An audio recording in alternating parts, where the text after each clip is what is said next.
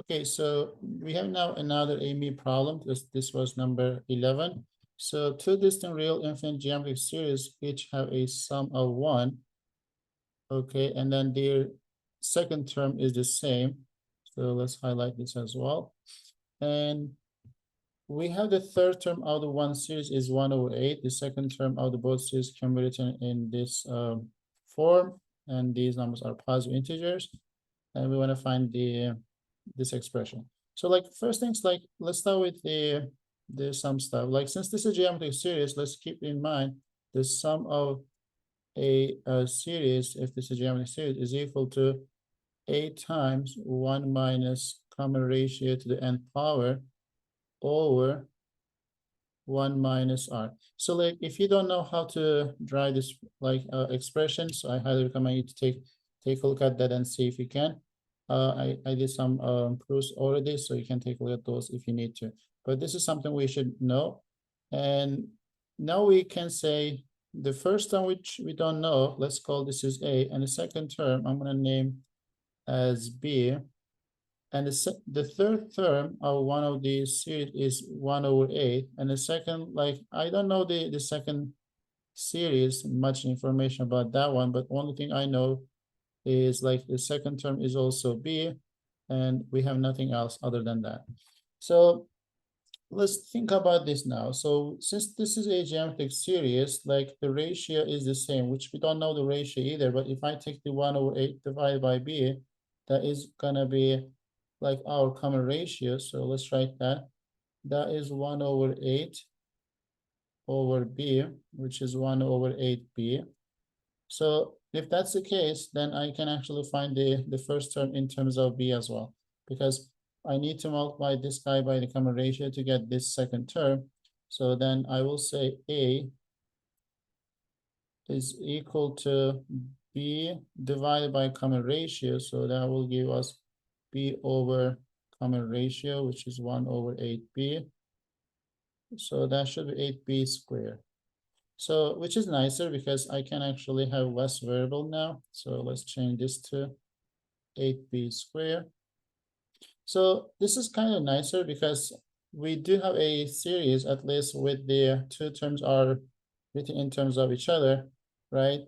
And we know the third term as well. So maybe we can just apply our formula just to see if this is going to give us something better.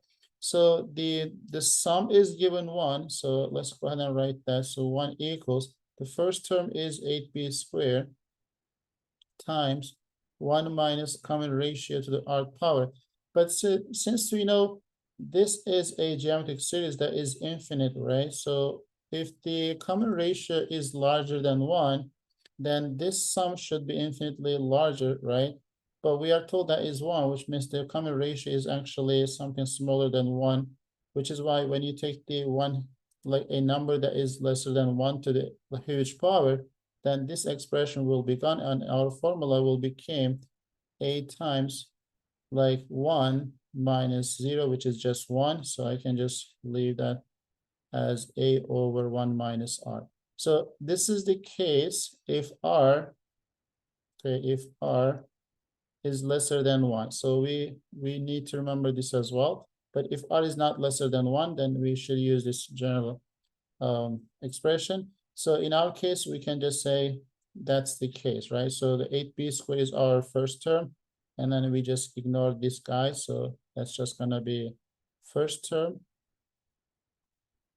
and then divide by 1 minus R. So R is just the 1/8B, so 1/8B. So if I clean this, so I can do cross multiplication, 8B squared equals 1 minus 1/8B. If I multiply both sides by 8B to clean this fraction, so you will get 64B cubed equals 8B minus 1. And if I clean this a bit better, so 64B cubed minus 8B plus 1. So like now we have a cubic polynomial, right? So we can try using rational root theorem, but at the same time, we don't want to kind of try every like options to see if like which one actually works. So we know that the something has to be a solution. And maybe we have some rational root, which we do not know yet. But if I look at the constant term, that's 1, the coefficient of the cubic is 64, and I do expect some fraction to be into like the root. And at the same time, if you want to get this whole thing to be 0, so like 64 and b cubed, when you multiply, you should get something actually nicer going on. So I will feel that like 1/4 might be the good one to try as the first case, because if I try 1/2, it doesn't really work. You can check that. But if I try b as like 1/4, right? So you will get 64 times 1/64 minus 8 times 1/4 plus 1. This is 1 minus 2 plus 1, which is equal to 0, meaning that 1/4 is a solution to this polynomial.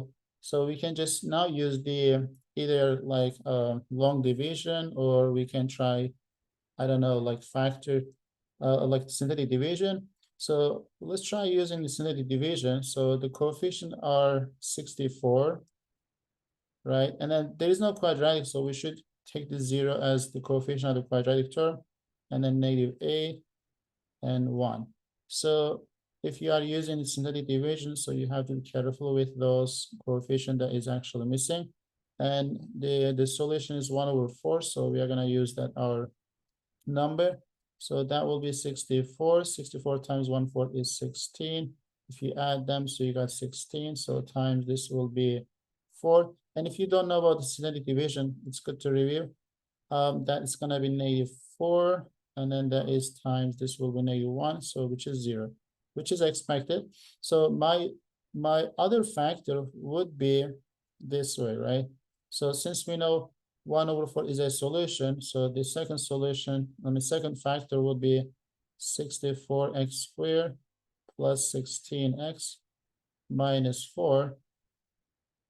So that means this is equal to 0. You can divide by 4 to make it nicer a bit. So 16x squared plus 4x minus 1. So we know that 1/4 can't be acceptable, because we are told the b is going to be in this form. So 1/4 wasn't in that form, so that's why we just ignore that. And then we want to find the solution of this quadratic by either using quadratic formula, or you can complete square. But I'll use a quadratic formula, so that should give us -b will be that, plus b squared will be 16 minus 4ac will become a plus. So 4 times 16. 4 times AC, right? So 4 times 16 times 1. And then that will give us our solution, 2 times A, which is 32. So this is going to be 80. 80 is like 16 times 5, which is 4√5. So if you divide top and bottom by 4, so you will get -1 plus √5 over 8.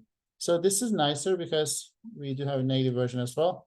But we want to find the positive one, which is going to be m is equal to 5 and is 1. 8 is our like p. So the answer should be 100 times like 5 plus 10 times 1 plus 8. So that's 518. So again, if this is like was a bit challenging for you, so I feel like you should review some of the background. Even though this was a number 11 on the AIME, it was actually not that bad for the AIME number 11. So a couple things that good to review if you need more practice is just the first thing is this expression or formula, some of this series of geometric series, and the second thing is the synthetic division and rational root theorem. So these are all something we use in this problem. Okay. So I hope that was clear. I'll see you in the next video.